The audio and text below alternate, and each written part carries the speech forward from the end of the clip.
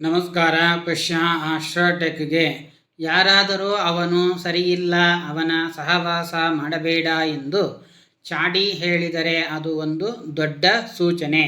ಅವರು ಹೇಳದ ರಹಸ್ಯ ಒಂದಿದೆ. ಅದು ಅವರ ಮನಸ್ಸಿನ ಭಯ, ಅಸೂಯೆ ಅಥವಾ ತಪ್ಪಿನ ನಿಷೇಧ. ಚಾಡಿ ಮಾತಿನ ಹಿಂದಿನ ಮನೋವಿಜ್ಞಾನ. ನಿಜವಾದ ವ್ಯಕ್ತಿಯನ್ನು ಹೇಗೆ ಗುರುತಿಸಬೇಕು, ನಕಾರಾತ್ಮಕ ಪ್ರಭಾವದಿಂದ ಹೇಗೆ ದೂರ ಇರಬೇಕು, ನಿಜ ಅರಿಯಲು ಕಣ್ಣು ತೆರೆ. ಚಾಡಿಯ ಮಾತು ಕೇಳಬೇಡ.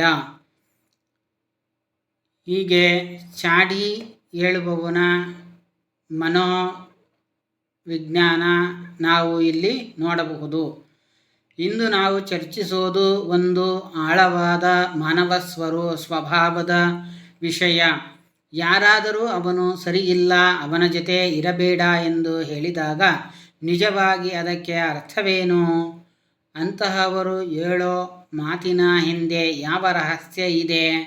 ನಿಜವನ್ನು ಹೇಗೆ ಗುರುತಿಸಬೇಕು ಎಂಬುದನ್ನು ತಿಳಿಯೋಣ. ಒಬ್ಬ ವ್ಯಕ್ತಿ ಇತರರ ಬಗ್ಗೆ ಚಾಡಿ ಹೇಳುವುದರ ಹಿಂದೆ ಎರಡು ಕಾರಣಗಳು ಇರುತ್ತವೆ.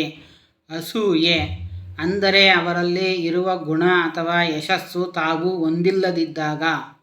ಎರಡನೆಯದು ಭಯ, ಆ ವ್ಯಕ್ತಿಯ ನಿಜ ಅರಿವಿಗೆ ಬರುತ್ತಿದ್ದಾನೆ ಎನ್ನುವ ಭಾವನೆ. ಅವರು ಇತರರ ಕಣ್ಣುಗಳಲ್ಲಿ ಆ ವ್ಯಕ್ತಿಯ ಚಿತ್ರವನ್ನು ಕೆಡಿಸಲು ಪ್ರಯತ್ನಿಸುತ್ತಾರೆ. ಆದರೆ ಸತ್ಯ ಯಾವಾಗಲೂ ಬೆಳಕಿನಂತೆ ತಾನೇ ಹೊರಬರುತ್ತದೆ. ಯಾರಾದರೂ ಚಾಡಿ ಹೇಳಿದರೆ ಅವರು ಹೇಳಿದವನ ಬಗ್ಗೆ ಅಲ್ಲ, ಅವನು ತನ್ನ ಸ್ವಭಾವದ ಬಗ್ಗೆ ಹೇಳುತ್ತಿದ್ದಾನೆ ಎಂದು ನಾವು ತಿಳಿದುಕೊಳ್ಳಬೇಕು. ಹಾಗಾಗಿ ಚಾಡಿ ಮಾತನ್ನು ಕೇಳಬಾರದು.